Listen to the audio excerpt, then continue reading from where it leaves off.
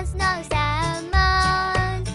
वालेकुम व्यूअर्स, अगर आपके यहाँ भी सब खांस रहे हैं तो आप ये 3 दिन का टोटका करके देखें। ऐसे खांसी गायब होगी जैसे खांसी थी ही नहीं। इस टोटके के लिए आपको चाहिए 1 गिलास दूध, 1 अंडा और 1 चम्मच चीनी और अंडे को आप अच्छी तरह से फेंट लें। अच्छी तरह से फेंट लीजिएगा, कोई भी उसमें अंडे के पीसेस ना रहें। उसके बाद आप दूध ऐड करेंगे। दूध जो है वो थोड़ा सा ज़्यादा गर्म होगा, खौलता हुआ गर्म नहीं डालिएगा दूध, वरना जो है ना अंडे की पीसेस बन जाएंगे, ठीक है।